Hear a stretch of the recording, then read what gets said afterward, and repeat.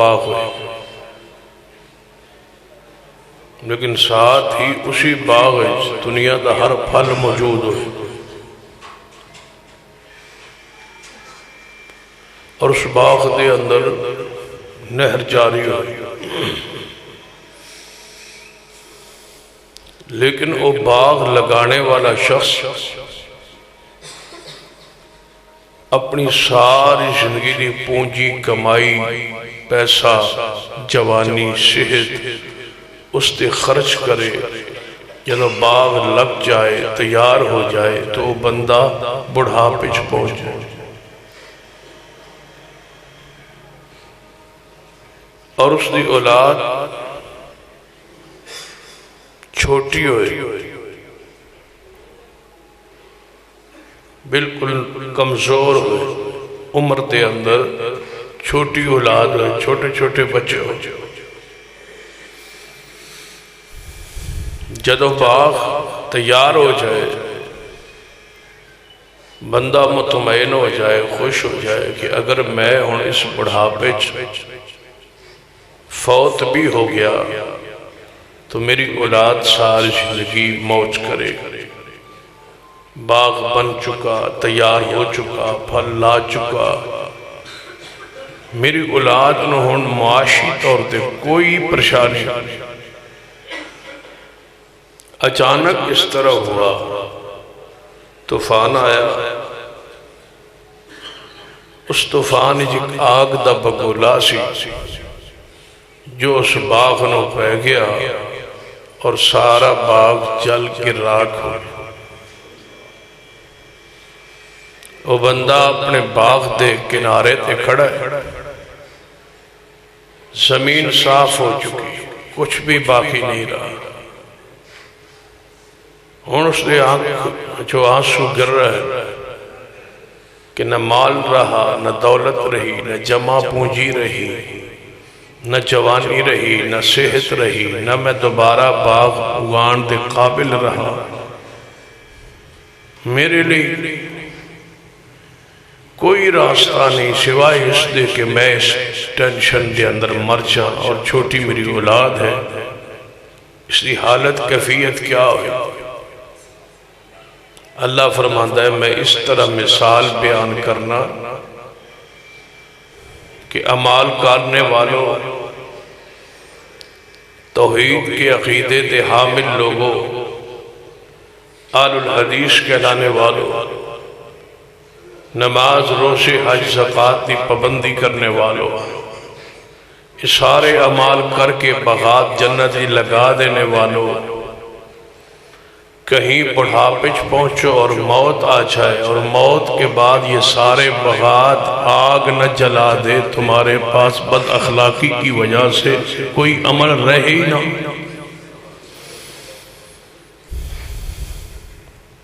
ذرا اس حدیث والے سمجھی۔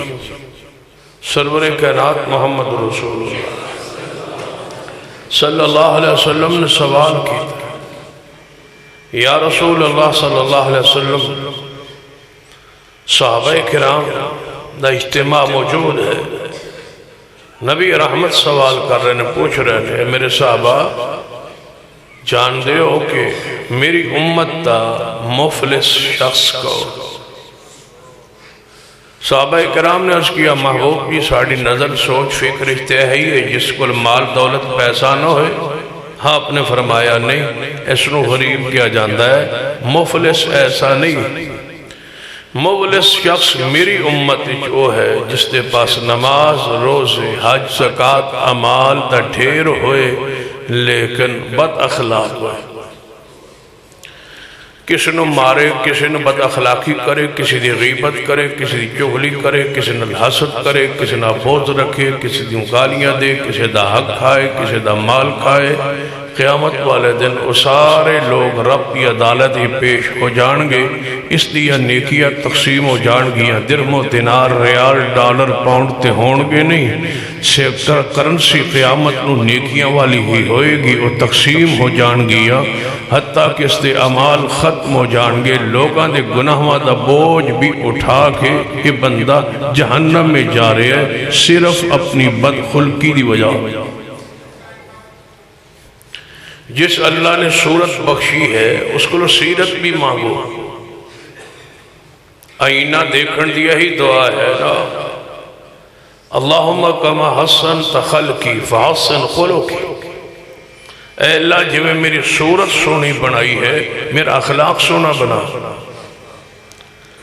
صورت نلی انسان بد صورت بھی ہوئے نا صورت اچھی نہ بھی ہوئے کردار اور اخلاق پیارا ہوئے تو اللہ ایسے شخص دے نام نو مٹن نہیں دے.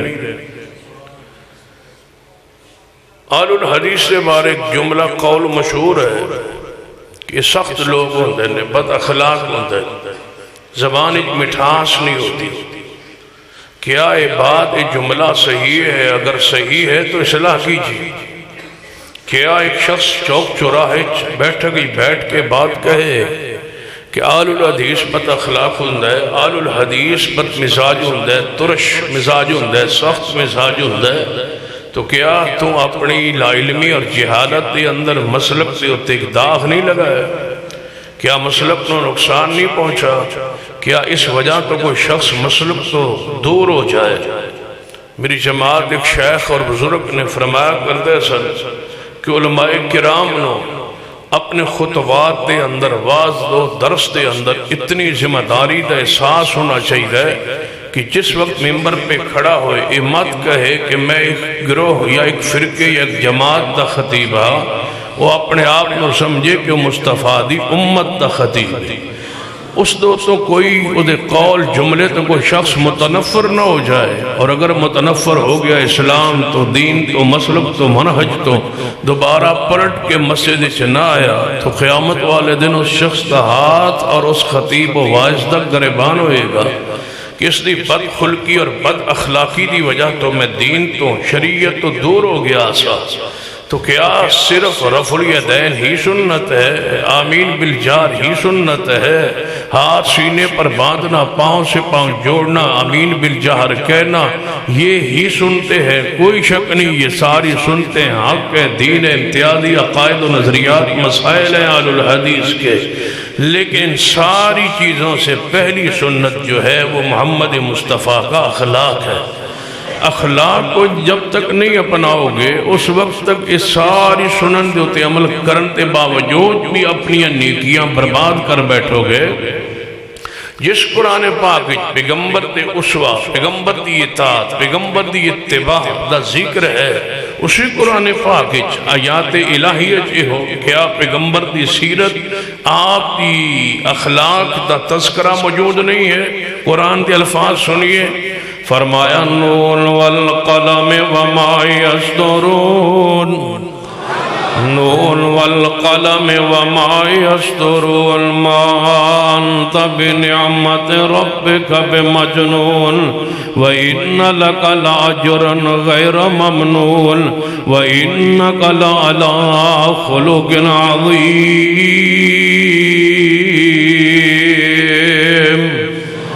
تب اللہ تبارک و تعالیٰ نے قلم دی قسم اٹھا کے بڑی اہم بات بیان فرمائی ہے. فرمایا والقلم قسم من قلم دی. اللہ فرماتا ہے من قسم قلم دی. کیڑی قلم؟ حدیث جامع ترمذی اندر میرے توڑے پیر و مرشد جناب محمد صلی اللہ علیہ وآلہ وسلم ارشاد فرماتے ہیں اول ما خلق اللہ القلم.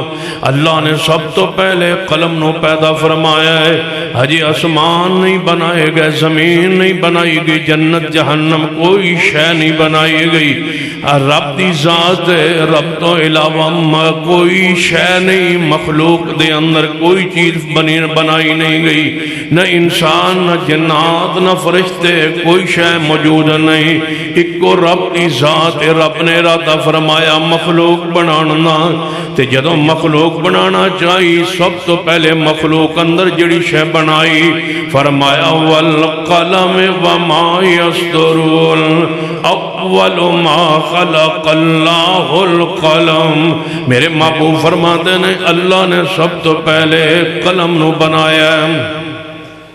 سب تو پہلے قلم بنائی گئی اور قلم نو بنان تو بعد فرمایا قلم جی اللہ جی فرمایا لکھ، اے قلم لکھنا شروع کر دے۔ چیزاں بڑیاں بعد چنے، ہر چیز رب نے لکھوایا پہلے۔ فرمایا قلم لکھ، قلم جواب دین دیئے بول کے ہم دیئے اے اللہ میں کی لکھا ہوں، تو سامن بنایا ہے اور میرے کو کوئی چیز لکھوانا چاندے ہو، میں دسو تے صحیح میں کی لکھا ہوں۔ قلم لکھ رہی ہے تے عقیدہ سن لو آل الحدیث دی، قلم نو اللہ حکم دے رہے لکھ، تے قلم جواب چاندی اللہ جی میں کی لکھا ہوں۔ فرمایا قلم لکھ، فرمایا والقلم وما یسطرون، اے قلم قلم لکھ، قلم آندیے اے اللہ میں کی لکھا ہوں۔ فرمایا وما یسطرون، اے قلم جو تو لکھنا ہے میں اس لکھت دی بھی قسم ہے، جڑے تیرے نال میں الفاظ لکھوانے نے میں انہاں لفظاں دی بھی قسم ہے، جڑے تیرے کہتے ہیں قلم نال میں 17 لکھوانی آنے میں انہاں 17 دی بھی قسم ہے۔ والقلم وما یسطرون، قلم دی قسم جو اس قلم نے لکھیا ہے میں نے دی قسم۔ اے قلم دو چیزاں لکھ، اے اللہ جی میں کیڑی چیز لکھا؟ دوسری حدیث نال جوڑیے میرے توڑے پیر و مرشد جناب محمد صلی اللہ علیہ وآلہ وسلم فرماندے نے اللہ تبارک و تعالیٰ نے سب تو پہلے جڑی چیز لکھوائی ہے، فتوجہ فرمانا سیدنا آدم علیہ صحابی پوچھدا ہے محبوب جی تسی کدوں تانوں پتہ چلے تسی کدوں دے اللہ دے نبی ہو؟ فرمایا ہے میرے پیارے سن لے ہجے آدم بنیا نہیں سی، ابھی آدم علیہ السلام بنے نہیں تھے، وہ روح اور جسد کے درمیان تھے، اس سے بھی پہلے میں لکھا ہوا تھا۔ کس کے ساتھ؟ اس قلم کے ساتھ۔ کیا لکھا ہوا تھا؟ ما کان محمد ما کان محمد ابا احد من رجالکم ولکن رسول اللہ وخاتم النبیین وکان اللہ بکل شیء علیما۔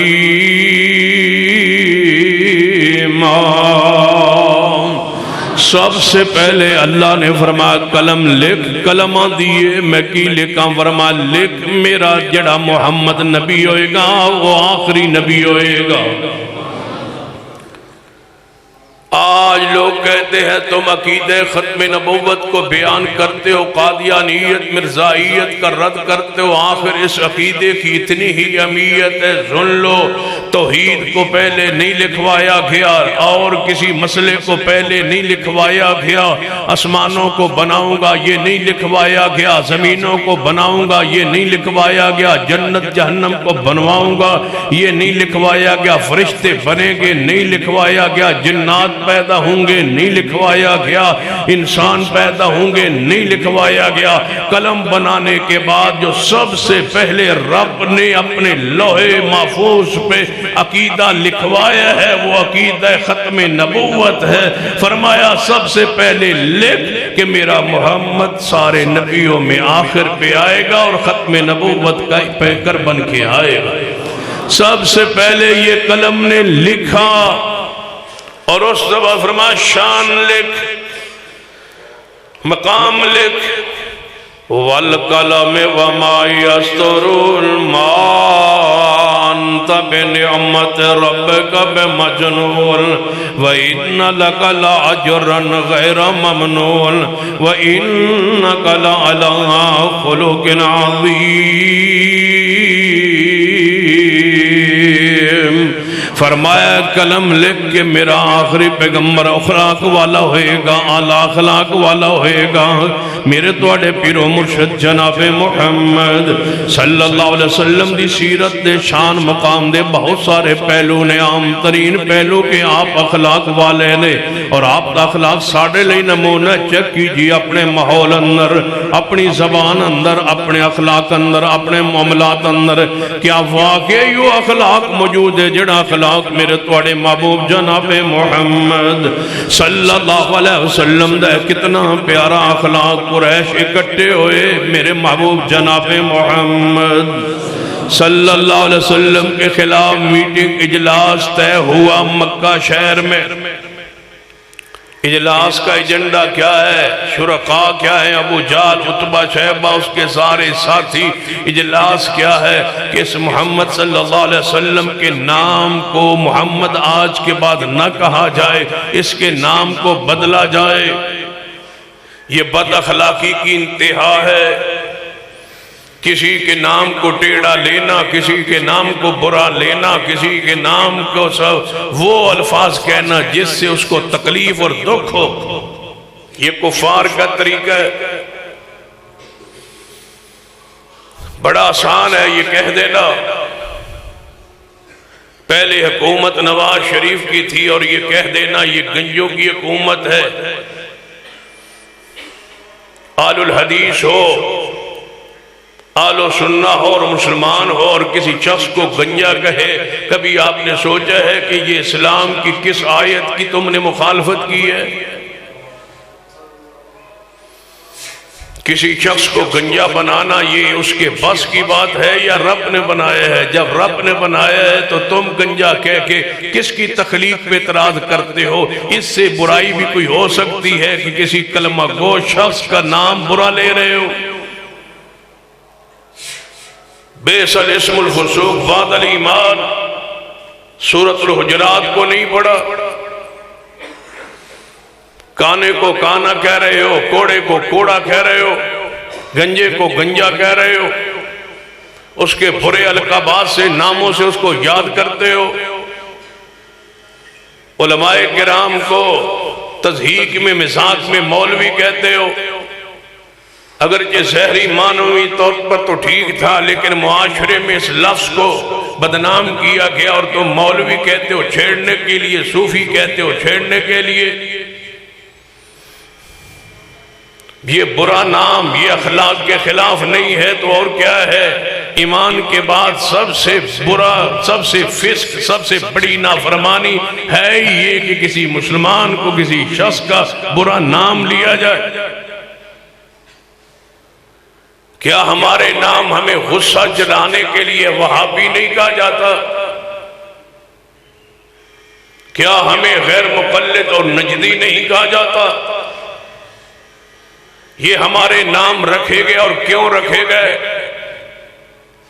کیا ہم آل و سنہ نہیں ہیں؟ کیا ہم آل الحدیث نہیں ہیں؟ ہمارا ایک عقیدہ رب کی زمین پر کوئی معنی لال پیدا ہی نہیں کیا جو ثابت کر سکے جو ہمارا عقیدہ آل و سنہ کے خلاف ہو۔ ہمارا ایک عقیدہ قرآن سے ثابت ہے اور محمد مصطفیٰ کی سنت سے ثابت۔ وہ کون سا محدث ہے جس نے آل الحدیث کو نجدی کہا ہے؟ کون سا وہ محدث ہے جس نے آل الحدیث کو وہابی یا غیر مقلد کہا ہے؟ یہ نام یہ القابات برے کیوں رکھے گئے؟ لیکن ہم نے خندہ پیشانی سے ان ساری چیزوں کو برداشت کیا اس لیے کہ ہم نے اپنے مرشد سے اخلاق سیکھے۔ یہ آج تک ہم نے ان ناموں کا برا نہیں منایا۔ کیا پیر عبد القادر جیلانی رحمہ اللہ کا یہ قول نہیں تھا غنیت الطالبین میں کہ آل و سنہ وہی ہے جو آل الحدیث ہے اور آل الحدیث ہی آل و سنہ ہے؟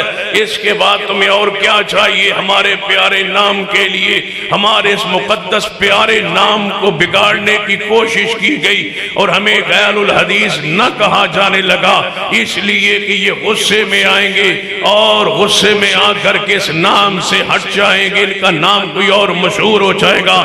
تم نے کتنے سال کوشش کی کہ ہمارے ناموں سے آل الحدیث کو ہٹا دیا جائے لیکن آج تک اس ہمارے نام کو نہیں ہٹایا جا سکا۔ ہم اپنے نام کی نسبت مصطفیٰ سے جوڑ لی ہے۔ حدیث والے، پیغمبر کے سانسوں کو سنبھالنے والے، قرآن و حدیث پر قائم رہنے والے، قرآن و حدیث سے تمسک رکھنے والے، قرآن و حدیث پہ عمل کرنے والے، باوجود پوری ایک پلانے کے تحت ہم سے اس نام کو ہٹانے کی کوشش کی گئی، اپنوں کو خریدا، اپنوں کو لا علمی میں اس نام سے ہٹانے کی، دور کرنے کی کوشش کی گئی، مساجد سے ہٹائے گئے، تنظیم سے ہٹائے گئے، اس لفظ کو ہٹانے کی کوشش کی گئی، لیکن رب کی زمین پر ہم نے اس نام کو نہیں مٹنے دیا۔ اور میں کہا کرتا ہوں مرکزی جمعیت اہل الحدیث کی بہت سارے اوصاف ہوں گے، سب سے بڑا وصف یہ ہے کہ ہم نے اہل حدیث نام کو کسی اہل حدیث سے دور نہیں ہونے دیا۔ مساجد کے ساتھ، مدارس کے ساتھ یہ لقب تھا، یہ اعزاز تھا، یہ شرف تھا، یہ ہمارا نام تھا، یہ ہمارا امتیاز تھا، یہ ہماری پہچان تھی، یہ اہل حق کی پہچان ہے کہ ہم اہل الحدیث ہیں۔ لوگوں نے ناموں کو بگاڑا، اس سے بڑی بد اخلاقی کیا ہوگی کہ کسی کے صحیح نام کو بگاڑا جائے۔ آج تک ہم نے دیگر جتنے مسالک ہے، کسی کا نام بگاڑا ہو تو ایک حوالہ پیش کیجئے۔ جس نے کہا ہم اہل سنہ ہے، ہم نے کہا ہم آپ کو اہل سنہ کہتے ہیں والجماعت کہتے ہیں، انہوں نے کہا ہم حنفی ہیں، ہم نے کہا ہم تمہیں حنفی کہتے ہیں، وہ کہتے ہیں ہم شافعی ہیں، ہم نے کہا کہ ہم تمہیں وہی کہیں گے جو تم کہتے ہو، تم شافعی ہو تو ہم شافعی کہیں گے، تم مالکی ہو تو مالکی کہیں گے، تم حنبلی ہو تو ہم حنبلی کہیں گے، تم اگر بریلوی کہلاتے ہو ہم تمہیں بریلوی کہیں گے، دیوبندی کہلاتے ہو تو دیوبندی کہیں گے، عطاری کہلاتے ہو عطاری کہیں گے، سیفی کہلاتے ہو سیفی کہیں گے، تم رضوی کہلاتے ہو رضوی کہیں گے، تم صابری کہلواتے ہو صابری کہلائیں گے، تم چشتی کہلواتے ہو ہم چشتی تمہیں کہیں گے، تم جو القابات نقشبندی کہلواتے ہو ہم نقشبندی کہیں گے، تم قادری کہلواتے ہو ہم قادری کہیں گے، جو تم اپنے نام رکھو ہم کبھی کسی مسلمان کا نام نہیں بگاڑیں گے۔ جس کا جو نام ہے اسے نام سے کہیں گے، پکاریں گے، آواز دیں گے۔ اگر یہ بد اخلاقی ہم سمجھتے ہیں کسی نام کو بگاڑا جائے، آج تک ہم نے کسی کا نام بگاڑا نہیں اور ہمارا کسی نے بگاڑنے سے باز آئے نہیں۔ اور جب ہم نے پڑھا تاریخ کو تو جنہوں نے ناموں کو بگاڑا وہ کون سے، ذرا اس تاریخ پہ غور کیجیے۔ میرے توڑے پیر و مرشد جناب محمد صلی اللہ علیہ وآلہ وسلم دا نام بگاڑن واسطے صحابہ کرام دا نام بگاڑن واسطے میٹنگ ہوئی، اجلاس ہوا۔ یہ ہے بد اخلاقی۔ صحابی نہ کہو صحابی کہو، نام بگاڑو اصحاب کا، صحابی نہیں کہنا، مسلمان نہیں کہنا، مسلم نہیں کہنا، نہیں صحابی کہو، جس کا معنی ہوتا ہے بے دین، نہ دین ہی کوئی نہیں۔ ان کے مرشد کا نام بگاڑے، ان کے پیر کا نام بگاڑے، کہنے لگے محمد نہ کہو صلی اللہ علیہ وسلم، شاعر کہو۔ اجلاس سے ایک شخص بولا شاعر کہتے لبو گے جب باہر نکلو گے، شاعر مننے گا کون؟ یہ نام جچتا نہیں، کیونکہ محمد مصطفیٰ نے کبھی شعر کہا نہیں۔ نبی علیہ السلام خطاب میں ایک مرتبہ شعر پڑھا، حضور نے ایک دفعہ نا دوران خطاب شعر پڑھا، جڑا جملہ پہلے پڑھنا سی نا وہ بعد اچھتے، جڑا بعد اللہ سی وہ پہلے پڑھ لے۔ صدیق بیٹھے سن، یا رسول اللہ شعر ایسے نہیں ہے، الٹ ہے، آپ نے آخر والا جملہ پہلے پڑھ دیئے۔ فرما صدیق اللہ نے محمد کو شاعر بنایا ہی نہیں ہے۔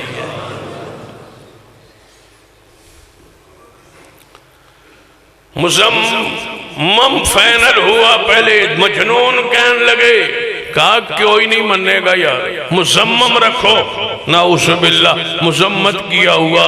یہ محمد صلی اللہ علیہ وسلم سے جناب وزن میں ملتا جلتا ہے، لہذا بجائے محمد کے مزمم کہو، یہ نام مشہور ہو جائے گا۔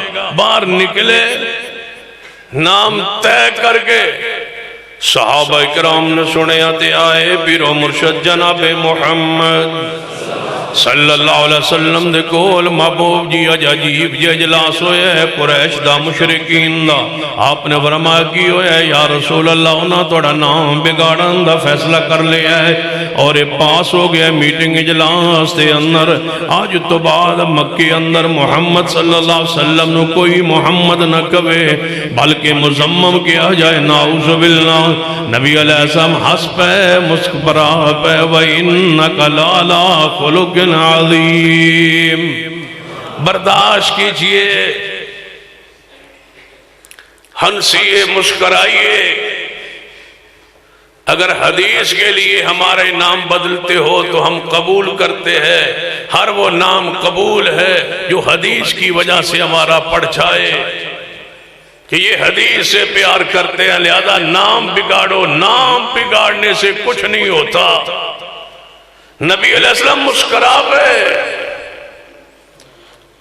فرمایا میرے صحابہ ویکھ لو اللہ نے انہاں دے شر نو ساڈے تو کس طرح دور کر دیتا ہے وہ کسے مزمم نو برا کہندے رہن گے اللہ نے مینوں تے محمد بنایا ہے وہ مزمم کہتے رہے کہ وہی مزمم اور ہوگا ہم مزمم ہیں ہی نہیں ہم تو محمد ہیں صلی اللہ علیہ وسلم تم کسی کو نجدی کہتے رہو ہم تو ہے ہی نہیں تم کسی کو غیر مقلد کہتے رہو ہمارا یہ نام ہے ہی نہیں تم ہمیں وہابی کہتے رہو ہمارا نام ہے ہی نہیں کسی اور کو کہتے ہوگے کیوں اس لیے کہ ہمیں محدثین نے اصحاب رسول سے لے کر آج تک جو نام ہمارا تجویز کی ہے صفاتی لقب جو ہے وہ ہمارا اہل حدیث ہے اس نام پہ ہم خوش ہیں مطمئن ہیں راضی ہیں اس کے علاوہ جو کہتے رہو گے ہم مسکراتے رہیں گے کیونکہ اہل باطل نام بدلا کرتے ہیں اہل حق اپنے نام بدلے ہوئے سن کے مسکرایا کرتے ہیں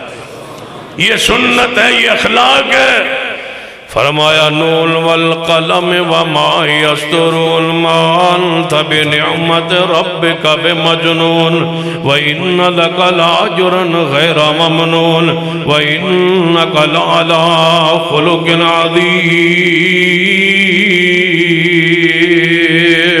میرے توڑے پیر و مرشد جناب محمد صلی اللہ علیہ وآلہ وسلم دے بارے دوسری میٹنگ اجلاس ہویا یہود و نصیودیاں دا مدینہ پاک اندر پہلا اجلاس مکے اندر مشرکان دا دوجا اجلاس جیڑا ہے او تھے مدینہ پاک اندر یہودیاں نا کہنے لگے نالے مخالفت کرنے نالے جدو محمد مصطفیٰ ملتے نے اسیانے السلام علیکم اے محمد صلی اللہ علیہ وسلم توڑے تے سلام ہوئے سلامتی ہوئے نالے سلامتی دی دعا کرنے نالے مخالفت کرنے آج تو بعد محمد مصطفیٰ نو سلام نہیں کہنا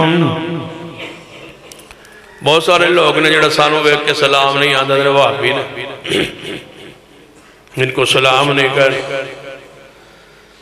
تو میں بڑا خوش ہویا کرنا میں کہ اور کیا چاہیے کوئی سلام نہ کہے ہمیں غصے میں جلال میں اور کیا چاہیے کہو گے تے سانو بھی مجبوراً کہنا پینا کیا وعلیکم السلام اس سے بہتر ہے کہ تمہاری منہ سے ہمارے حق میں اگر دعا نہیں نکل سکتی لیکن یاد رکھنا ہم پھر بھی رو رو کے دعائیں کرتے رہیں گے کہ اللہ اس امت کو مصطفیٰ کی سمجھ مصطفیٰ کی سنت کا فہم مسلک اہل حدیث کا فہم اور قرآن و سنت کی سمجھ عطا فرما دے ہم تو خیر خواہ تعصب ہے ہی نہیں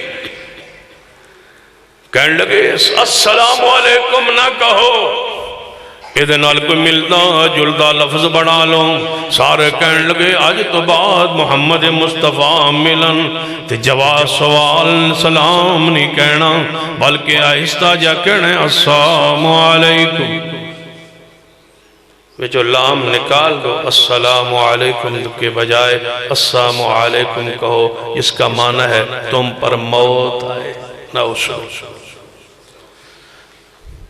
پروگرام بن گیا ہے منصوبہ بن گیا ہے نبی علیہ السلام تشریف فرمانے نالوں دی یہودی گزرے تے آپ اپنے خاندان اہل بیت نال بیٹھے ہوئے نے کہن لگے السلام علیکم. نبی علیہ السلام سمجھ گئے انہاں سلام نہیں کیا بلکہ سام کیا ہے. محبوب نے جواب فرمایا وعلیکم. واہ محبوب تمہاری زبان کی پاکیزگی ہوئے قربان چاہیں. آپ نے وعلیکم السلام نہیں کہا صرف وعلیکم کہا کہ جو تم نے مجھے کہا وہ تمہیں آپ کو مبارک ہو. وعلیکم صرف وعلیکم کہہ دیا. سیدہ کائنات اماں جی عائشہ رضی اللہ تعالیٰ عنہ بھی سمجھ گئی انہاں جواب دیتا وعلیکم وعلیکم السلام وَلَعَنَكُمُ اللَّهُ عَلَيْكُمْ وَغَضَبَ عَلَيْكُمْ. تم پر موت آئے، تم پر اللہ کی لعنت برسے، تم پر اللہ کا غضب ہو. میرے توڑے پیر و مرشد جناب محمد مصطفیٰ صلی اللہ علیہ وسلم سن کے فرمایا عائشہ ایک ہی کہہ رہی ہیں محبوب جی تساں سمجھے آ نہیں. انہاں والسلام علیکم کہہ کے توڑے خلاف بد دعا کی دیئے. فرمایا اے عائشہ میں لعنت بھیجن واسطے نہیں بھیجے آ گیا، میں اس لیے نہیں بھیجا گیا ان پر لعنت میں برساؤں. مجھے اللہ نے سخت مزاج نہیں بنایا، ترش مزاج نہیں بنایا. میں نے ان کے جواب کہہ دیے جو انہوں نے مجھے کہا ان پر وہ لوٹ گیا ہے. لہذا جب وہ ایسے جملہ کہیں وعلیکم کہہ دو میں محمد ان پر لعنت اور ان پر غضب کی بد دعا نہیں کرتا. یہ یہودیوں کے لیے ہم مسلمانوں کو سلام کہنے کے لیے تیار نہیں ہے. کلمہ گو شخص کو سلام کہنے کے لیے تیار نہیں ہے. دلوں میں زہر بھر دیا گیا ہے کہ یہ آل الحدیث ہے ان کو سلام نہ کہو. یاد رکھیے یہ بدخلقی قرآن و سنت کے مزاج کے خلاف ہے. اے اہل حدیثو اپنے اخلاق کو درست کیجئے، اتنا پیارا بنائیے. پڑھیے شاہ اسماعیل شہید رحمہ اللہ کو دہلی سے براستہ لاہور سفر کیا بالاکوٹ تک، سرگودا ضلع سے گزرتے ہوئے خوشاب ضلع سے گزرتے ہوئے چکوال سے ہوتے پنڈی اور گلیات کے علاقے سے گزرتے ہوئے بالاکوٹ تک پہنچے. اور مجھے اللہ نے یہ اعزاز بخشا ہے کہ لاہور سے لے کر مانسیرا تک وہ راستہ، وہ جگہ، وہ مسجدیں، وہ علاقے جہاں سے شاہ اسماعیل گزرتے گئے اور چند دن رہتے گئے، ان مساجد ان علاقوں میں مجھے جانے کا موقع ملا. لاہور سے بالاکوٹ کے قریب تک جس جگہ شاہ اسماعیل شہید 3 راتیں رہے ان کا یہ معمول تھا. جہاں پڑاؤ ڈالتے بستی میں 2 یا 3 دن رہتے، پھر اگلا سفر شروع کرتے، تھکاوٹ دور ہوتی اگلی منزل تک، اگلی منزل سے پھر 2-3 دن رہتے. جہاں جہاں گزرے وہاں آج مسجد اہل حدیث موجود ہے. اپنے اخلاق سے، کردار سے لوگوں کے ذہن و فکر و بدل کر کے گئے اور وہاں مسجد قائم کر کے گئے. آج بھی وہ لوگ گواہ ہیں. لوگ کہا کرتے تھے یہاں نماز کو ہم نے زندگی میں دیکھا ہی پہلی مرتبہ ہے. ایسے نماز پڑھتے تھے جیسے اللہ کے فرشتے اتر آئے. یہ ہماری تاریخ تھی. کیا وہ شیخ الاسلام مولانا ثناء اللہ بصری کا واقعہ آپ نے علماء تو نہیں سنیا؟ زخمی ہو گئے تھے، قاتلانہ حملہ ہو گیا تھا، جیل میں چلے گئے تھے. جب پتہ چلا جیل میں جس نے حملہ کیا ہے وہ گھر کا اکیلا کمانے والا تھا، مولویوں کی جناب زبان پہ آ گیا، ان کی باتوں میں آ گیا، شیخ الاسلام پہ حملہ کر دیا، مولانا صلاح اللہ مرسری کے جناب حملہ کرنے کے جرم میں وہ جیل میں چلا گیا۔ جب شیخ الاسلام کو پتہ چلا تو ہسپتال سے حکم دیا کہ جب تک وہ جیل میں رہے اس کے گھر کے اخراجات بھیجتے رہنا، بچے بھوکے نہ مرے۔ رہا ہوا جیل سے تو گھر آ کے بیوی بچوں سے پوچھا، میں اتنے سال جیل رہا کہاں سے نظام چلاتے رہے؟ لیکن ہر مہینے کوئی راشن دے جاتا تھا۔ تحقیق و تفتیش میں پڑا تو اسی شخص کے گھر پہنچا جس پر قاتلانہ حملہ کیا تھا۔ چھوٹی چھوٹی باتوں پہ گھبرا جاتے ہو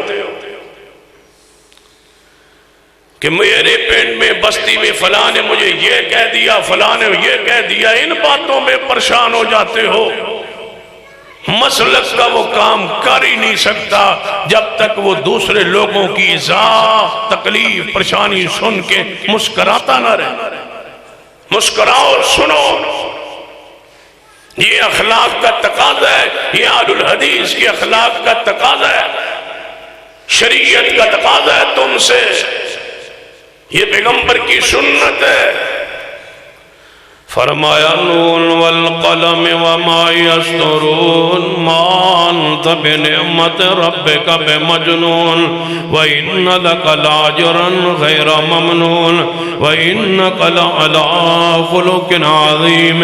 کیسے اخلاق والے پیارے حبیب جناب محمد صلی اللہ علیہ وسلم، ذرا داخلی معاملات گھریلو معاملات وال میں بڑھنا چاہنا۔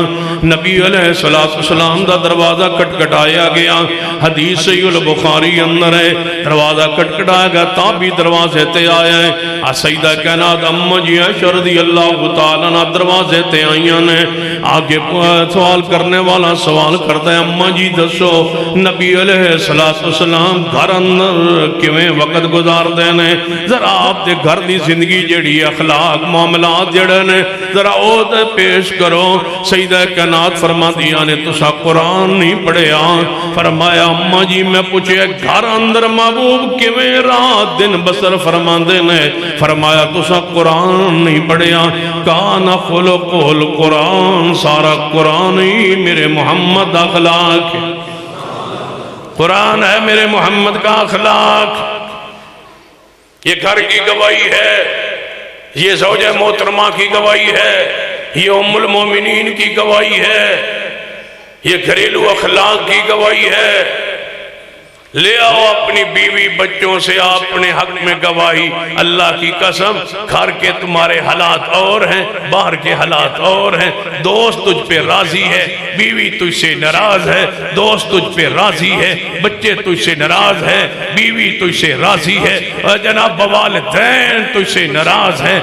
باہر کے لوگوں میں تو بڑا اخلاق تیرا مشہور ہے، گھر میں تو بدخلق ہے، اولاد تجھ سے تنگ ہے، بچیاں تجھ سے تنگ ہے، اولاد تجھ سے پریشان ہے، بیوی والدین تجھ سے پریشان ہے۔ مجھے بتلاؤ کیا ایسا ہی آل الحدیث آل و سنہ ایسا ہی مسلمان ہوتا ہے؟ کیا ہم نے یہ درس دیا تھا کہ تم گھر کے اندر بدخلقی کرو، گھر کے اندر بدمزاجی کرو؟ جاؤ پیغمبر کے 1.5 لاکھ صحابہ ہیں، قرآن کہتا ہے لنفضوا من حولک، اے محبوب اگر تمہارا دل سخت ہوتا 1.5 لاکھ صحابہ تمہارے آس پاس گرد بیٹھے نہ ہوتے۔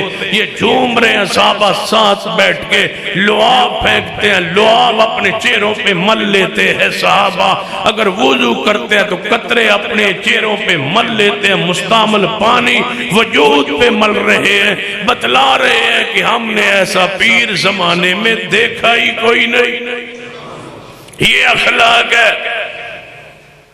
تمہارے پاس تمہارے کمرے میں تمہاری اولاد نہ بیٹھے، تمہارے پاس تمہاری ماں نہ بیٹھے، بچے نہ بیٹھے تو سمجھ لینا کہ تم بد اخلاق۔ نبی علیہ السلام نے فرمایا جس کو بندے زبان کی ترشی کی وجہ سے اس کے پاس بیٹھنا پسند نہ کرے، وہ میری امت کا بدترین انسان ہے۔ اس کے شر سے، اس کی زبان کی ترشی سے، تلخی سے لوگ دور بھاگے، وہ میری امت کا بدترین انسان ہے، شریر انسان ہے۔ گھر کی گواہی پوچھئے سیدہ خدیجہ الکبریٰ سے، جنہوں وہی دا پیغام لے کے آئے، فرمایا خدیجہ میں پریشان ہوں، من اپنی جان دا خطرہ ہے۔ فرمایا کلا واللہ لا یخزیک اللہ ابدا، محبوبہ توڑے نال اتنے سال گزارے نے، غریبہ نال تعاون کردیاں ویکھے آئے، مہمانہ نال اس نے سلوک کردیاں ویکھے آئے، یہ دے کل کوئی شے نہیں ہوئے انہوں دیندیاں ویکھے آئے۔ اے ہو جے بندیاں نو اللہ ضائع نہیں کردہ جنہاں دی اخلاق بلندون۔ یہ اخلاق نبی ہے۔ لین دین کر لو کسی اہل حدیث کے ساتھ، پھر موج کرے۔ ایک دوست تھا، کاروبار کر لیا، میں پوچھا بس سناؤ کاروبار، آندھا جی ماشاءاللہ اہل حدیث بندہ مل گیا، تجربہ میرے کو لائی تھے، تجربہ وہ دے کو لائی تھے، پیسے میرے کو لائی تھے، رل کے کام کیتا ہے، ماشاءاللہ واہ واہ چال 9 مہینے گزرے، میں سناؤ کام کے تھے پہنچے ہے، آندھا لے گیا سارے پیسے، تجربہ دے گیا۔ کاروبار کر کے دیکھ لو، امانت رکھ کے دیکھ لو، پیسہ دے کے دیکھ لو، کسے کہا جاتا ہے اخلاق؟ یہ لین دین کے معاملات جب درست نہیں ہیں تو کیا فائدہ ہے اس نماز کا کہ قیامت والے دن یہ نماز ضائع ہو جائے؟ اپنے معاملات درست کیجئے، کاروبار درست کیجئے، جس سے جو وعدہ کرو پورا کیجئے،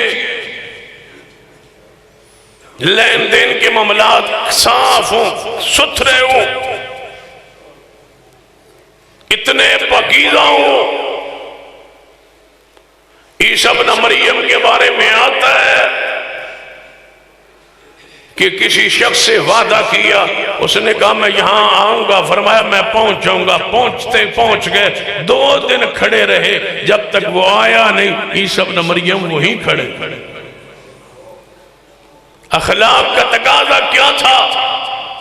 ایک بندہ چوری کر رہا تھا، دیکھ رہے تھے کون؟ عیسیٰ ابن مریم۔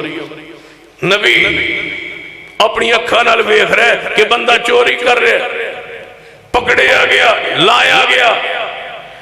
عیسیٰ ابن مریم علیہ السلام فرمان لگے تو چوری کیتی ہے؟ انہیں کیا میں کیتی نہیں؟ عیسیٰ ابن مریم نے فرمایا میں اپنی اکھاں نال تینوں چوری کردیاں ویکھیا۔ وہ کہنے لگا اللہ دی قسم ہے میں چوری نہیں کیتی۔ عیسیٰ ابن مریم معصوم ہو کے فرماندے نے تو اللہ دا نام لے آئے، ہن او دے شان دا، مقام دا، اخلاق دا تقاضا ہے کہ میں اے بات کہنے تے مجبور ہاں، میری اپنوں غلطی لگ سکتی ہے، رب دا نام میں واپس نہیں کر سکتا۔ خاموش ہو گئے، چپ کر گئے۔ اخلاق کیا؟ اخلاق حسنہ کا یہ انداز تھا اللہ کے نبیوں کا۔ پڑھیے گھر کے خادم کو کسی کا اخلاق ویکھنا ہوئے تو ڈرائیور کو لو پوچھو، چوکیدار سے پوچھو، جس کو رات کی باسی روٹی ملتی ہے، اندر بے شمار کھانے چل رہے ہیں، اس کی ایک کولی میں تھوڑا سا سالن آ گیا ہے، کبھی حیا نہیں آتی؟ یہ انسان ہو تم؟ کھار میں میٹھی ڈش موجود ہے، نوکر کو نہیں ملتی، دودھ موجود ہے نہیں ملتا، کھانا اچھا موجود ہے نہیں ملتا، بوٹیاں جتنیاں خود کھاتا ہے اس کو نہیں دیتا، جس انداز سے خود کھا رہا ہے نہیں ملتا۔ اس سے بڑی بد اخلاقی اور انسانیت کے خلاف اور کیا چیز ہو سکتی ہے؟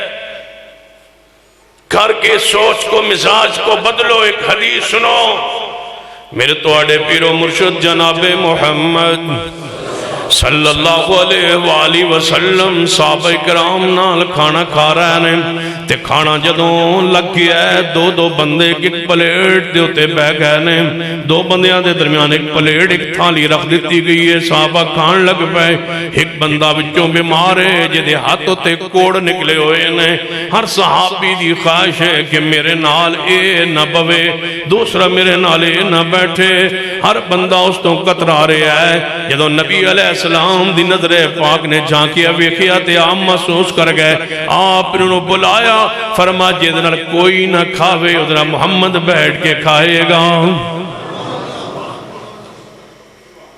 تم ڈرائیور کے ساتھ نوکر کے ساتھ بیٹھ کے کھانا کھا نہیں سکتے اس لیے کہ یہ تمہارے سٹیٹس کے خلاف ہے مہمان کے ساتھ جاؤ مہمانوں کے پاس بیٹھ کے ڈرائیور کو باہر کھلاتے ہو باہر بٹھاتے ہو اندر نہ بیٹھے اس کو ڈنگر سمجھتے ہو حیوان سمجھتے ہو وہ انسان نہیں ہے وہ اسی کا بیٹا نہیں ہے جس کے تم بیٹے ہو تمہاری ماں اور باپ آدم اور حوا ایک نہیں ہے کس بنیاد پہ تم نے یہ رذیل حرکت کی ہے کہ وہ باہر ہے اور تم اندر ہو کس طرح یہ اخلاق سے ہٹ کے فیصلہ کرتے ہو کہ خود اچھا کھاتے ہو ملازموں کو گھٹیا کھانا دیتے ہو آپ گھر سے منگواتے ہو اور اس کو کہتے ہو جاؤ اس ریڑھی سے کھا گیا یہ کیا فرق ہے یہ انسانیت کے خلاف ہے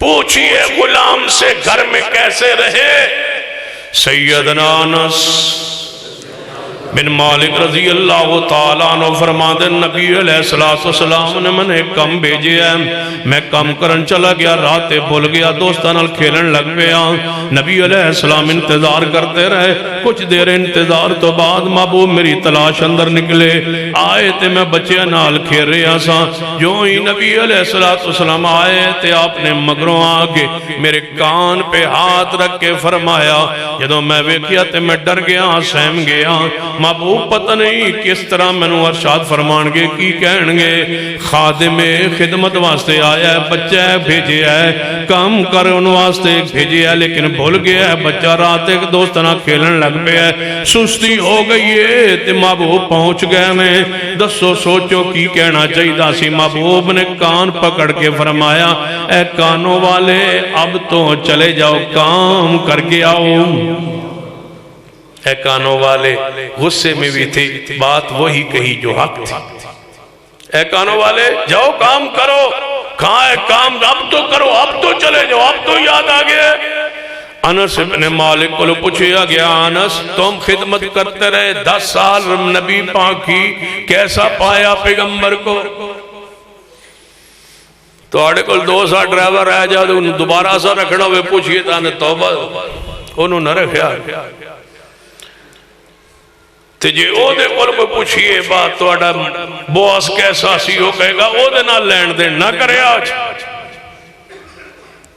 اخلاق انس ابن مالک کی بات سنو فرماتے نے میں 10 سال خدمت کرتا رہا محبوب نے من اف بھی نہیں کہی ڈسکا کے لوگوں سن لو اف نہیں کہی اف نہیں کہی کہنے کو ایک جملہ ہے کہ لفظ ہے کمال کر دیا انس ابن مالک نے کس طرح مجھے اوف نہیں کہی کیا مانا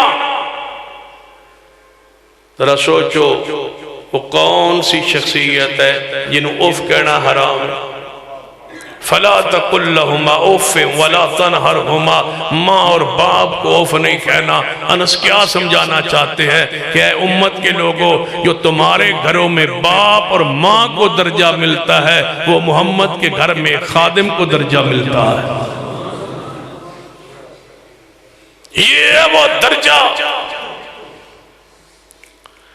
اخلاق دیکھیے سیدنا ابو ہریرہ رضی اللہ تعالیٰ عنہ حدیث تے ہوتے غور فرمانا سیدنا ابو ہریرہ رضی اللہ تعالیٰ عنہ فرماندے نے میں لیٹیا سا بھوک دی وجہ تو مسجد نبوی اندر پڑھدا سا مدرسے دے اندر پیغمبر علیہ السلام کو علم حاصل کیتا کردا سا حدیث پڑھیا کردا سا اور بھی میرے نال صحابہ کرام سن تعداد صحابہ کرام دی 70 سی کتنے پڑھ دے سن 70 ہون کسی مدرس 60-70 ہوئے تاندن اے کوئی مدرس ہے یہ تعداد 70 صحابہ پڑھ رہے ہیں مسجد نبوی میں سیدنا ابو ہریرہ رضی اللہ تعالیٰ عنہ فرماتے ہیں من بھوک دی شدت ہے بھوک دی وجہ تو تڑپ رہا وہاں تے ذہن دماغ پوری طرح کم ہی نہیں کر رہا نبی علیہ السلام سے پہلے صدیق عمر عثمان گزرے انہاں کلوں میں سائد دمانس پوچھیا شاید سمجھ جان نہ سمجھ پائے وَيُطْعِمُونَ الطَّعَامَ عَلَىٰ حُبِّهِ مِسْكِينًا وَيَتِيمًا وَعَسِيرًا سیدنا ابو ہریرہ فرماتے ہیں مانا 10 کے آگے چلے گئے تھوڑی دیر بعد محبوب گزرے فرمایا محبوب جی سایت دمانہ کیے محبوب مسکرا کے فرمایا دمانہ ہے کہ ابو ہریرہ نو بھوک لگی ہے آؤ میرے ساتھ چلو سیدنا ابو ہریرہ نال چل پائے نبی علیہ السلام دے ساتھ چلے اپنے گھر لے گئے فرمایا اپنی ازواج نو کوئی کھان نو چیز ہے یا نہیں فرمایا محبوب جی کوئی چیز موجود نہیں ایک دودھ دا پیالہ تحفے اندر آیا توڑے واسطے رکھی ہوئے ہے تو انوی تے کہیں دینا دا کچھ کھان پین نہیں ملیا فرمایا عائشہ دودھ دا پیالہ اور میں نو پکڑا دے فرما جا ابو ہریرہ سارے طلبانوں بلا کے لے آؤں جاؤ سارے طلبہ کو لے آؤ دودھ کا پیالہ ایک ہے ابو ہریرہ فرماتے ہیں دودھ میں ویک کے تے صحابہ دی تعداد ویک کے جانو جی نہیں سی کردہ لیکن گیا کیونکہ محمد کی اطاعت کے بغیر گزارا ہی نہیں چل پڑا جا گیا 70 طلبانوں بلا کے لے آیا تے محبوب نے فرما ابو ہریرہ واری واری انہوں پلائی جاؤں ابو ہریرہ پلا رہے ہیں دودھ بتلاؤ ڈسکا کے لوگوں کن کو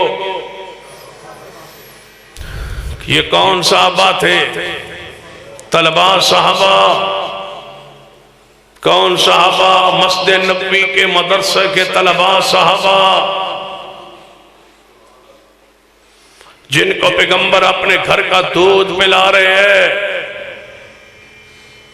کوئی شک رہ گیا ہے ان طلباء کی خدمت کون کر رہا ہے محمد مصطفیٰ بھوک لگی ہے پیغمبر کو بھوک لگی ہے امی عائشہ کو ضرورت ہے گھر میں دودھ کی اپنی ذات پر ترجیح دی ہے کس کو طلباء کو آج حکومتیں پریشان ہے کہتی ہے مدارس بند ہونے چاہیے صدقہ نہ دو زکوٰۃ نہ دو یہاں دہشت گرد پیدا ہوتے ہیں اس دہشت گرد کا نام تو بتلاؤ جو مدرسوں سے پیدا ہوا ہو یا ہم سے پوچھو کتنے دہشت گرد ہیں اس ملک میں جو سکولوں میں کالجوں میں پیدا ہوئے ان کو بند کر دو مدارس پر نظر کیوں ہے ان کو بند کیوں کرتے ہو کہتے ہیں یہاں انجینئر نہیں بنتے یہاں سائنسدان نہیں بنتے سائنسدان انجینئر بنانے کے لیے کالج سکولز تمہارے پاس موجود ہیں یہ انجینئر بنانے کے لیے مدارس کھولے ہی نہیں گئے یہ قرآن کے قاری حدیث کے حافظ بنانے کے لیے کھولے گئے تم کالجوں سکولوں یونیورسٹیوں میں بچوں کو پڑھاؤ تاکہ وہ جسم کی حفاظت کرے کوئی ڈاکٹر بنے کوئی آنکھ کا سپیشلسٹ بنے، کوئی ناک کا، کوئی کان کا، کوئی گلے کا، کوئی دل کا، کوئی ہاتھ کا، کوئی ہڈیوں کا، مختلف ڈاکٹرز بنے، کوئی انجینئر بنے، یہ ملک تعمیر کرے۔ ہم دلوں کے علاج کے لیے مدرسے بنائے ہیں کہ دلوں میں کفر نہ ہو، نفاق نہ ہو، بغض نہ ہو، حسد نہ ہو، بیماری نہ ہو، طہارت ہو، پاکیزگی ہو، محبت ہو، اخوت ہو، پیار ہو۔ تمہارا موضوع دنیا ہے، ہمارا موضوع آخرت ہے۔ ہم نے یہ مدارس آخرت کے سنوارنے کے لیے بنائے ہیں۔ اگر یہ نہ ہوتے مدارس، اذانیں، نمازیں، دین، شریعت، غیرت، حیات، درس، سبق، ایمان سب کچھ ختم ہو گیا ہوتا۔ یہ مدارس ہے تو یہ ساری چیزیں موجود ہیں۔ اہل حدیثوں درخواست کروں گا، جو میری تقاریر کا اور خطبات کا آخری حصہ ہوتا ہے، کہ اپنے مدارس کی طرف اپنے مال دولت پیسے کا رخ موڑ دیجئے۔ بیوہ عورت پر زکوٰۃ لگتی ہے، یتیموں پر زکوٰۃ خرچ ہوتی ہے، مسکینوں پر پیسہ لگتا ہے، ہسپتالوں میں بیمار پڑے ہوں پر پیسہ لگتا ہے، اس کا انکار نہیں۔ لیکن اس حکم ملک کے اندر جو اس کے پاس علاج کے لیے پیسہ نہ ہو، اس کا علاج کروانا میری اور تمہاری شرعی ذمہ داری نہیں ہے، یہ حکومت وقت کی ذمہ داری ہے۔ بیوہ پر پیسہ خرچ کرو گے، کیا گارنٹی ہے بیوہ تمہارا پیسہ پاکیزہ سوچ، پاکیزہ مشن پہ خرچ کرے گی؟ ہو سکتا ہے وہ تمہارا پیسہ جہیز پر خرچ ہو جائے، جو غیر اسلامی انداز و طریقہ ہے۔ ہو سکتا ہے اس کے بچے سگریٹ نوشی اور نشے پر خرچ کر دیں۔ یتیموں، مسکینوں، ملک کے فقیروں، مانگنے والوں پہ خرچ کرو گے، ہو سکتا ہے وہ آپ کا پیسہ نشے پر خرچ ہو جائے۔ مدارس پر پیسہ خرچ کرو گے، مجھے بتلاؤ رب کی زمین پر اس سے پاکیزہ مصرف کیا ہو سکتا ہے جو قرآن پر خرچ ہو، محمد کی حدیث پر خرچ ہو۔ جس مسلک کے مدارس کمزور ہے وہ مسلک کمزور ہے۔ اپنے مدارس کو مضبوط کیجئے، ساری زکوٰۃ، سارے صدقات، سارے خیرات مدارس پر خرچ کیجئے۔ باقی معاملات حکومت پر چھوڑ دیجئے، حکومت ذمہ دار ہے، ہم ذمہ دار نہیں ہیں، ہم مسئول نہیں ہیں۔ ہم مسئول ہیں دین کے، شریعت کے، مسلک کے، منہج کے۔ بڑا عرصہ ہو گیا، 40 سال تم نے جماعت کا پیسہ، صدقے و خیرات کا پیسہ ٹیکوں پر خرچ کیا، تم نے ڈسپنسریوں پر پیسہ خرچ کیا۔ آج کہاں کھڑے ہو؟ مرزائی کہاں پہنچ گئے جنہوں نے اپنا پیسہ اپنے مذہب پر خرچ کیا، اور عام عہدے پر پہنچ گئے۔ تم اپنا پیسہ بار تقسیم کرتے رہے، انسانیت کی بنیاد پہ خرچ کرتے رہے، وہ مرزائیت کی بنیاد پہ خرچ کرتے رہے، کوئی رافضیت کی بنیاد پہ خرچ کرتے رہے، اپنی مجالس کو، اپنے ذاکرین کو، اپنے مراکز کو، اپنی عزاداری کو مضبوط کرتے رہے، اپنے بندوں کو اعلیٰ عہدے مناصب پر پہنچاتے رہے، اور تم لڑتے لڑتے لڑتے جھگڑتے یہاں پہنچے کہ آج تمہارا کسی محکمے میں کوئی ذمہ دار اہل حدیث نہیں کھڑا۔ مجھے بتاؤ کب سوچو گے جب تمہارے مسلک کو مغلوب کر دیا جائے گا؟ یہ جو حالات میں دیکھ رہا ہوں، اپنی تڑپ اور درد دل کا اظہار کر رہا ہوں۔ جو سٹیج کی حالت ہے وہ تمہارے علم میں ہے۔ سٹیج پر مرثیے آگے، سٹیج پر نوحے آگے، سٹیج پر دوڑے اور مائے آگے، سٹیج پر ٹک اور ٹانک آگے، سٹیج پر مزاحیہ پروگرام آگئے، سٹیج پر قصے اور کہانی آگئی۔ یہ سٹیج کی کیفیت رہ گئی، اور باقی معاملات دیکھ لو۔ اگر یہی روش رہی تو دیکھ لینا، میں رہوں یا نہ رہوں یہ میرے بات دسکا کے لوگوں اپنے دل و دماغ میں بٹھا لو، اگر اسی روش پر تم رہے تو وقت آئے گا تمہارے مسلک اہل حدیث کے سٹیج میں اور دوسرے سٹیجوں میں فرق نہیں رہے گا، نہ توحید کا پیغام رہے گا، نہ خالص دین کا پیغام رہے گا، یہی رسومات بیان ہوں گی۔ یہاں نظم کل اور 7ویں 40ویں کے پروگرام تمہارے خطبہ شروع کر چکے ہیں، اور یہ سلسلہ پھر بڑھے گا اور آگے بڑھے گا۔ اور اگلی بات سن لو، اگر یہی روش رہی تمہیں مسئلہ علم غیب کوئی نہیں بیان کرنے دے گا، بشریت مصطفیٰ کوئی نہیں بیان کرنے دے گا، خالص توحید بیان کوئی نہیں کرنے دے گا، ابو طالب کے ایمان پر کوئی تمہیں دلائل نہیں دینے دے گا کہ اس نے ایمان قبول کیا تھا یا نہیں، تمہیں کوئی نہیں بیان کرنے دے گا، وفات النبی کا تمہیں منبر پر کوئی نہیں بیان کرنے دے گا، کسی جنڈی کو ہاتھ لگاؤ گے تو 295 سی کے پرچے کے اندر جیل کھاؤ گے۔ ضروری ہے جاگنے کا وقت ہے، اٹھو اور زمانے کو بتا دو کہ علامہ شہید کی آواز میں کہ ہم کسی کی بھیڑ بکریاں نہیں ہے، ہمارا موقف ہے، ہمارا نظریہ ہے، ہمارے پاس دلائل موجود ہیں، اور اپنے مسلک منج مدارس پر پیسہ زکوٰۃ دوبارہ خرچ کر دو، جتنی زکوٰۃ جتنے صدقات ہیں مدارس پر خرچ کر دو۔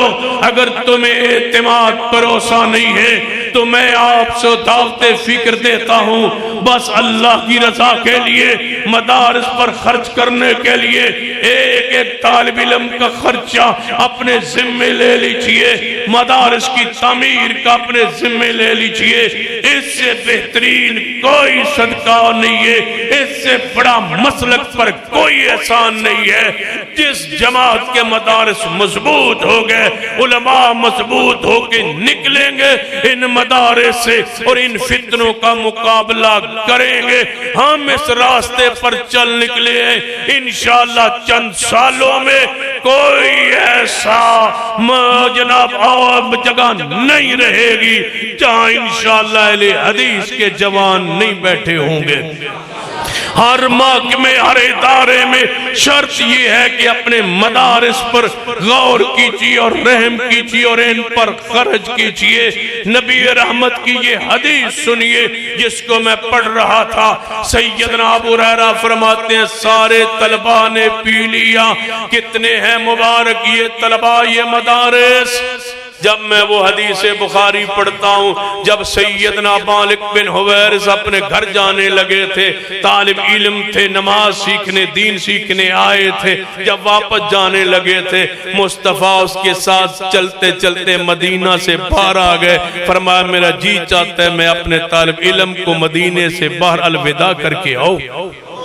یہ انداز تھا مصطفیٰ علیہ السلام کا، اخلاق دیکھیے۔ سیدنا ابو ہریرہ فرماتے ہیں 70 طلباء نے دودھ پی لیا، آپ نے فرمایا ابو ہریرہ تو اور میں رہ گئے، جی محبوب، فرمایا پہلے آپ پیجئے، پہلے آپ پیجئے، علماء کرام پہلے آپ پیجئے، اساتذہ کرام سنیے، اے طالب علم پہلے آپ پیجئے، مدیر محترم، اساتذہ محترم، اساتذہ کرام، شیوخ الحدیث، آپ سے گزارش کروں گا دیکھیے پیغمبر علیہ السلام کی سیرت کو، سنت کو، دین کو، شریعت کو، فرمایا ابو ہریرہ پہلے آپ پی لیجئے، بعد میں اس مدرسے کا سربراہ پیے گا۔ ابو ہریرہ پیتے رہے، فرمایا اور پی لو، فرمایا محبوب جب سیر ہو گیا دودھ کی تری میرے ناخنوں سے نکل آئی، ابو ہریرہ فرماتے ہیں محبوب نے پیالہ پکڑا، اگلی بات سنیے، انداز پیار سنیے، اخلاق نبوی سنیے، ابو ہریرہ فرماتے ہیں محبوب نے وہاں ہونٹ رکھے پیالے پر جہاں سے میں نے ہونٹ لگا کے پیا تھا۔ یہ انداز تھا رسول رحمت کے اخلاق کا۔ کیوں نہ لوگ تھوک چاٹتے، کیوں نہ لوگ تھوک مبارک چہروں پہ ملتے، کیوں نہ لوگ اپنے آپ کے پسینے کو بطور عطر استعمال کرتے، کیوں نہ لوگ وضو کے قطرے اپنے چہروں پہ ملتے۔ یہ انداز، یہ اخلاق اپنا لیجیے اور اپنے مدارس کے ساتھ مضبوطی کے ساتھ کھڑے ہو جائیے اور مجھ سے وعدہ کیجیے کہ آج کے بعد آپ کی زکوٰۃ خرچ ہوگی تو صرف مدارس پر خرچ ہوگی انشاءاللہ۔ مجھے جو آئی ہے مجھے سمجھ آ رہا ہے کہ آپ میں سے 10 بندوں نے بھی انشاءاللہ دل سے نہیں کہی۔ پوری جماعت یہ وعدہ کرے مجھ سے کہ جتنی ہماری زکوٰۃ ہوگی مدارس پر خرچ ہوگی، مدارس پر طلباء پر اس کی مضبوطی پر، اس کی تعمیر پر اور اس کے طلباء کے خرچ پر، اس سے پکیزہ خرچ رب کی قسم کوئی نہیں ہے۔ ایک وقت ہو چکا ہے، میرے علم میں ہے، ایک حدیث کی طرف اشارہ کرنا چاہوں گا، وہ حدیث بخاری جو سیدہ فاطمہ نے کہا تھا یا رسول اللہ میرے ہاتھ چکی پیس کے چھالے پڑ گئے اور سیدنا علی کا مشکیدہ اٹھا کے وجود پر داغ پڑ گئے، نشانات پڑ گئے، ہمیں غلام دے دیجئے جو پانی بھر لایا کرے، چکی پیس دیا کرے۔ محبوب نے کیا فرمایا تھا وہ بات سنانا چاہتا ہوں۔ آپ نے فرمایا بیٹا فاطمہ، مدینے کے مسجد نبی کے طلباء کو کھانے کے لیے نہیں ملتا، بیٹی کو غلام دے دوں، میں غلام بیچوں گا، جتنے پیسے ملیں گے میں مسجد نبی کے طلباء پہ خرچ کروں گا، ان کو کھلاؤں گا۔ بیٹی سبحان اللہ پڑھ لیا کرو، الحمدللہ پڑھ لیا کرو، اللہ اکبر پڑھ لیا کرو، اللہ تمہارے دن کی ساری تھکاوٹیں دور کر دے گا۔ بیٹی کو وظیفہ سکھایا، طلباء کو کھانا کھلایا، یہ تھا انداز رسول۔ مدرسہ مضبوط ہوا، علم مضبوط ہوا، تب ایک صحابی نے حدیث ہم تک پہنچائی ہے۔ اگر چاہتے ہو ان سارے فتنوں کا، قصوں کا، کہانیوں کا، ان جھوٹے واقعات کا، جھوٹے خطباء کا اور ان واعظین کا اور شرک و بدعات کا رد چاہتے ہو، اس کا راہ موڑنا چاہتے ہو، ایک ہی راستہ ہے، سنجیدگی لانا چاہتے ہو تو مدارس کو مضبوط کرو، طلباء کو مضبوط کرو، علم میں پختہ کرو، ان کو مضبوط خطیب بناؤ اور ان کو مضبوط علماء سناؤ۔ اپنے اسبوعی اجلاس میں بچوں کو اپنے پسندیدہ شخصیات جو ہے واعظین سے ہٹ کے علماء کو بناؤ، علماء سنواؤ، علماء کے خطبات پڑھواؤ، علماء کو سناؤ۔ جس جماعت میں ارشاد القصری حافظ اللہ، جس جماعت میں بڑے بڑے شیوخ محدث العصر علامہ عبداللہ ناصر رحمانی حافظ اللہ، جس جماعت میں حافظ مسعود عالم حافظ اللہ، جس جماعت میں مولانا عبدالعزیز علوی حافظ اللہ، جس جماعت میں بڑے بڑے کبار شیوخ الحدیث موجود ہے، اس جماعت کو چاہیے کہ اپنے طلباء میں شعور پیدا کریں اور وہی ان کو سمجھائیں، وہی ان کو پڑھائیں، وہی علماء متعارف کروائیں، انہی کے خطبات، انہی کی کتابیں پڑھائیں تاکہ مضبوط ہو کے یہ نکلے اور فتنوں کا مقابلہ کریں، مسلک کو آگے پھیلائیں۔ اقول قولی ھذا واستغفر اللہ لی ولکم ولسائر المسلمین وآخر دعوانا الحمدللہ رب العالمین۔